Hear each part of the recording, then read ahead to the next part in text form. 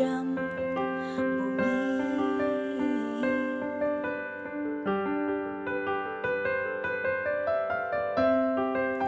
menempuh kota yang lelap terlena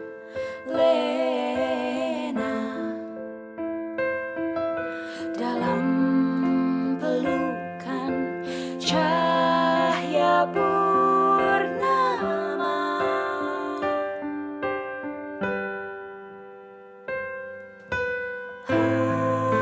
Ia tembus kedinginan pagi. Oh, siulnya nyaring membalas sunyi, membangunkan insan agar bangkit dalam pertarungan hidup yang sengit.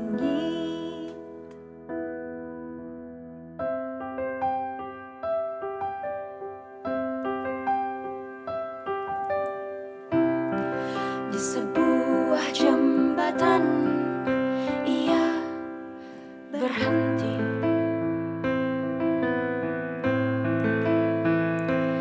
Dihirupnya udara sejuk dalam sekali.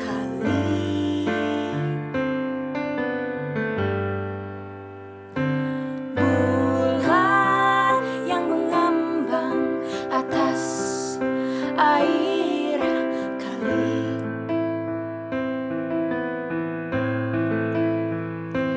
adalah gambaran hatinya sendiri.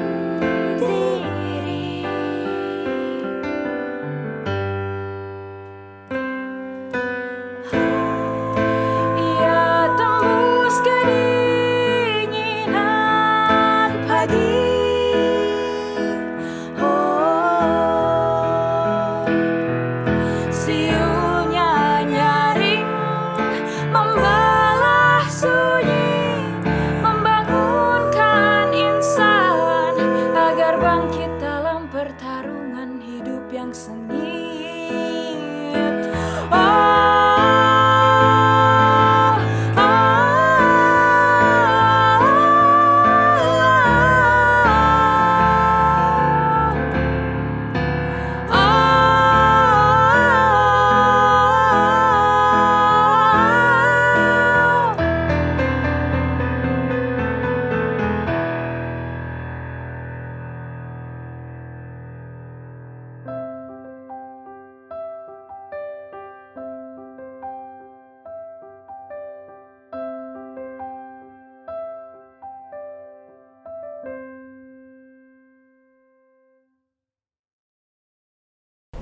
Assalamualaikum tapi semua Jejaka dan Dara di Indonesia dan di mancanegara. Yeay.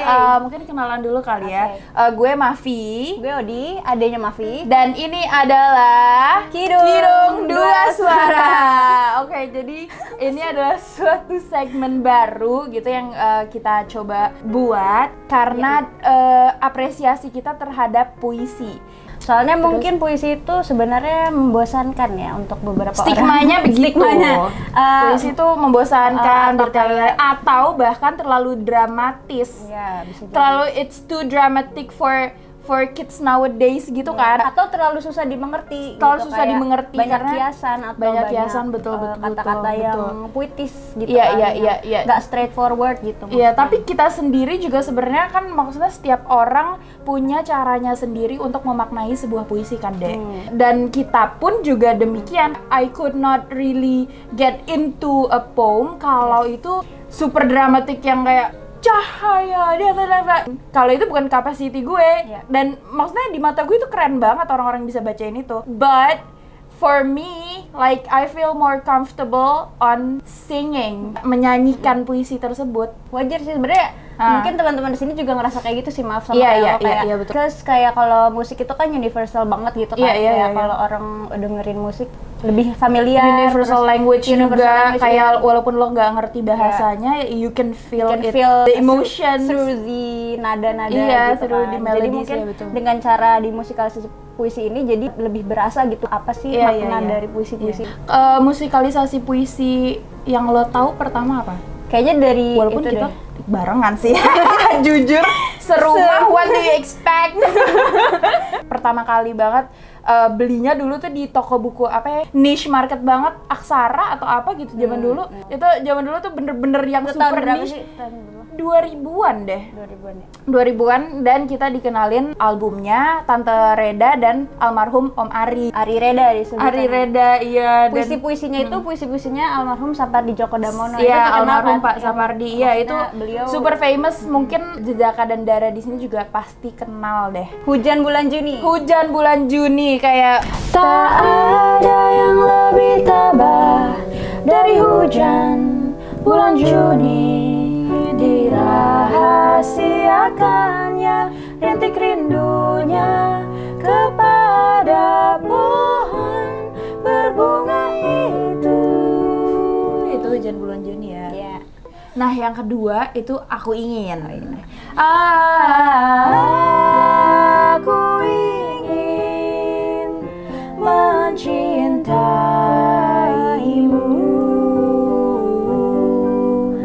dengan sederhana. Musikalisasi puisi yang di awal video ini kita nyanyikan itu adalah karya dari almarhum Pak Aip Rosidi. Kita lihat dulu mungkin cuplikan. Oke, ini profil Pak Aip ya, kita lihat dulu. Aip Rosidi lahir di Majalengka 31 Januari 1938. Dilahirkan dari pasangan Dayim Sutawirya dan Siti Konaah. Aip Rosidi adalah seorang yang besar dalam dunia sastra Indonesia. Ia hijrah ke Jakarta bersama sang paman pada tahun 1953 untuk sekolah. Hobinya membaca dan menulis terus dipupuknya. Di kelas 3 SMP, karyanya dimuat di majalah terkemuka pada saat itu, seperti Zenith dan Siasat. Pada usia 15 tahun, ia bahkan mulai aktif menjadi pengasuh majalah Suluh Pelajar, dan pada usia 17 tahun, ia menjadi redaktur majalah Prosa. Di usia yang relatif muda, Aip Rosidi mempersunting Fatimah Wirjadibrata di tahun 1955. Mereka dikaruniai 6 orang anak. Di usianya yang ke-17, Aip Rosidi menerbitkan bukunya yang pertama berjudul Tahun-Tahun Kematian. Diikuti oleh kumpulan sajak, kumpulan cerita pendek, roman, drama, kumpulan esai, kritik hasil penelitian, dan lain-lain, baik dalam bahasa Indonesia ataupun bahasa Sunda.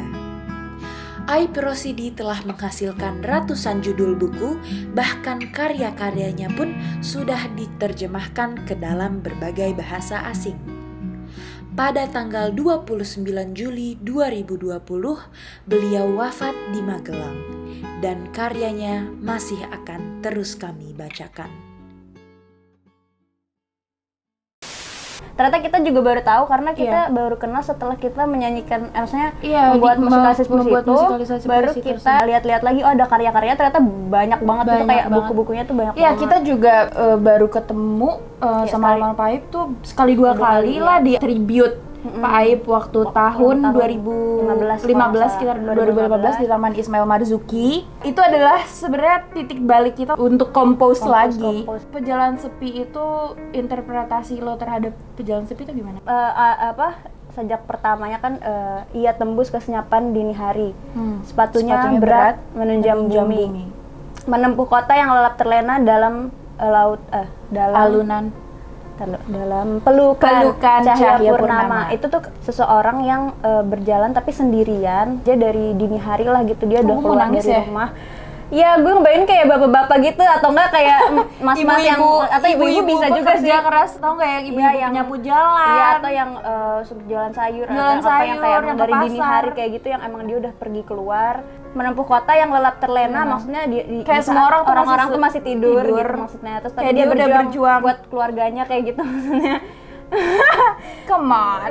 Terus membangunkan insan untuk bangkit dalam pertarungan hidup yang sengit. Itu dia tuh udah contoh an unknown man, unknown man, gak dikenal sama siapa-siapa, bukan figur politik, bukan selebriti, bukan siapa-siapa, tapi dia ini gue.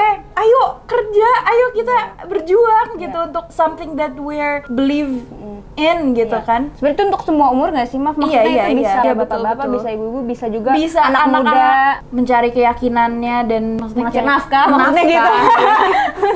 Mencari rezeki gitu lah ya. Di sebuah jembatan ia berhenti. Dihirupnya udara sejuk dalam sekali, kayak suatu tempat.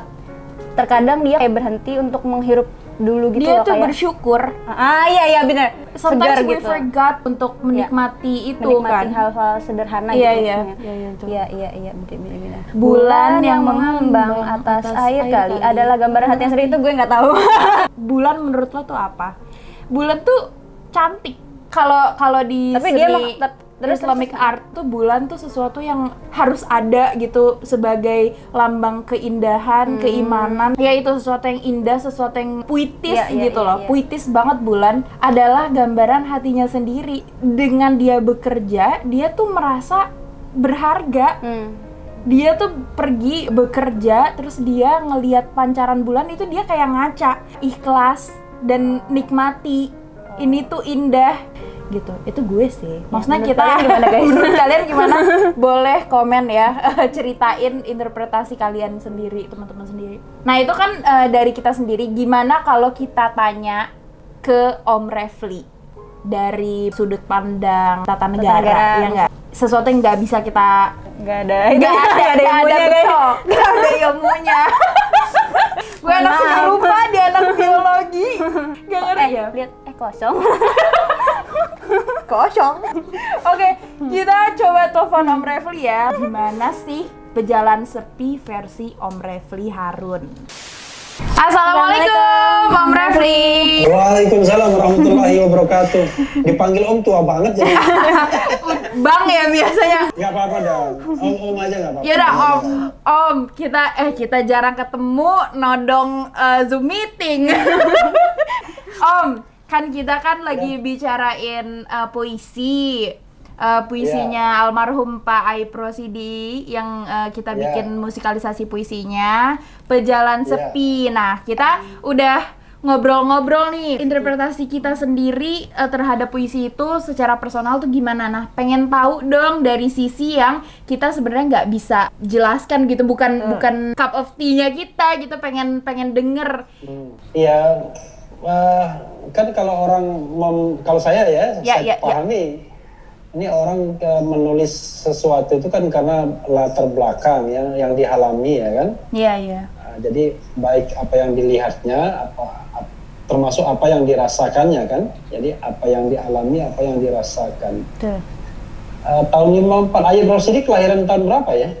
Pak Aib itu lahirnya tahun 1938. Bener kan? 38. Di Majalengka. Jadi 1938. berapa usianya sekarang ini? Beliau baru wafat tahun lalu kalau nggak salah. Usia tahun 54 usia berapa dia? Oh, 16 tahun. Wah, muda sekali ya. Iya. Bisa menulis tulisannya. Lagu Iwan Fals jadinya. Yang mana? Lagu yang sore di Tugu Pancoran itu loh. Oh, iya. Sekecil itu berkelahi dengan waktu. Iya. Jadi sama seperti itu. Mirip ya? Iya. Ya, jadi ini orang yang sedang berjalan ya untuk menyongsong masa depannya sebenarnya kan. Iya. Pasti bukan orang yang sudah mapan hidupnya, pasti orang yang memang betul-betul membelah pagi subuh, bangun, lalu kemudian pergi ke suatu tempat untuk bekerja, sementara orang-orang mungkin masih sebagian tidur. Kota masih terlelap ya, tapi dia sudah membangunkan dirinya paling tidak ya, bukan membangunkan orang. Nah itu kalau interpretasi yang ininya, yang literalisnya ya, makna yang mungkin dipikirkan ya. Nah, tapi kalau saya mau tarik kepada soal politiknya ya, soal politiknya ini adalah Saya mau ngarang-ngarang aja ya. Iya dong. Kan puisi bagi Jadi tiap orang. Orang yang berkontribusi kepada bangsa ini ya, kepada kemanusiaan, tapi dalam jalan yang sunyi, tidak hiruk pikuk. Kan banyak kan tokoh-tokoh sebenarnya banyak jasanya, betul. banyak sumbangannya. Aduh iya betul. Tetapi dia tidak hiruk pikuk jalannya, ya, tidak hiruk pikuk. Mungkin dia tidak dicatat oleh orang, karena biasanya yang dicatat itu kan mereka yang memegang kekuasaan yang dicatat. Yeah. Bahkan nggak dikenal. Bener kata ya, tapi mereka yang berkontribusi untuk kemanusiaan, misalnya untuk membangunkan, ya, kota yang sedang tidur, manusia yang sedang tidur, itu kadang-kadang memang tidak dicatat. Tapi kan yang Maha Kuasa kan mencatatnya. Nah, ini bisa juga saya ingin interpretasikan seperti itu. Jalan sepi. Jadi ketika misalnya orang lain menikmati kekuasaan setelah berkelahi di dalam sebuah pertarungan politik misalnya, dia kembali menepi karena barangkali yang dia perjuangkan adalah value, membangunkan kota, seperti membangunkan negara, membangunkan orang, dan ketika orang bangun, pada saatnya lah dia harus menyingkir kembali kepada jalan sepi, ya kan? Ini seperti lagu Ebit juga nih. Yang mana tuh? Di tengah pesta dansa aku merasa hilang, ya. Sering begitu kan? Ada orang yang ketika keramaian justru dia merasa sepi dan mau menyingkir untuk berefleksi. Bahasa sekarangnya wallflower, Om. Oh gitu ya? Iya, wallflower dia tuh dia di pojok aja ngeliatin orang-orang. Wallflower ya? Iya. Jadi orang yang berjalan sepi ini saya membayangkan begitu ya. Dia mau membangunkan orang, menggerakkan orang, tetapi ketika orang sudah bangun, orang sudah bergerak, maka dia surut ke belakang dan dia tidak ingin menjadi bagian yang menikmati apa yang dia sumbangkan, kira-kira begitu. Itu interpretasi ngarang saya. Jadi sebenarnya dia tuh seorang yang sangat berjasa sebenarnya, tapi unknown. Who knows him, ya kan? Orang balik layar sebenarnya. Iya nggak? Tetapi orang belakang layar dalam pengertian yang positif ya, bukan dalang. Iya. Wah, itu berbeda. Iya, jadi kebaikan sembunyi-sembunyi. Gitu. Kebaikan. Ya ada yang bilang kan, kalau tangan kanan mau memberikan, tangan kirinya tidak perlu tahu kan, kira-kira gitu kan. Masya Allah, iya betul. Mungkin itu juga jadi value yang bisa dipegang sama anak-anak muda sekarang kan. Di era yang serba pamer, yang serba harus show off, mungkin ada beberapa hal yang we should keep it for ourselves dan biar kita dan Allah yang tahu gitu kan. Itu kan orang yang truly contribution ya untuk kemanusiaan ya. Kadang-kadang dia tidak berpikir bahwa apakah kemudian dia akan ikut menikmati di frontliner di depan. Yang paling dia inginkan adalah orang lain menikmati terlebih dulu, dan kemudian di tengah kesunyian, di pojok yang sunyi dia pun berusaha menyukuri ya orang yang menikmati itu. Saya kira itu mungkin kita bisa kasih interpretasi. Aduh keren banget ya, Dek. Itu makasih banyak ya Om, itu jadi arti baru. Itu interpretasi ngarang itu. Ngarang aja keren. Gimana dong? Makasih banyak ya Om Refli udah sharing-sharing nih. Semoga di episode selanjutnya Om Refli bisa sharing lagi ya tentang puisi yang lain. Yang penting semangat ya. Terima kasih banyak Om Refli. Terima kasih banyak Om Refli. Matur suwun. Berpisah dulu, bertemu lagi kemudian. Assalamualaikum warahmatullahi wabarakatuh. Jaga hitung jarak, sang gadis enggan diajak. Oke, see you next week ya. Sehat-sehat semua. Take care of yourself. Tabi, assalamualaikum warahmatullahi wabarakatuh.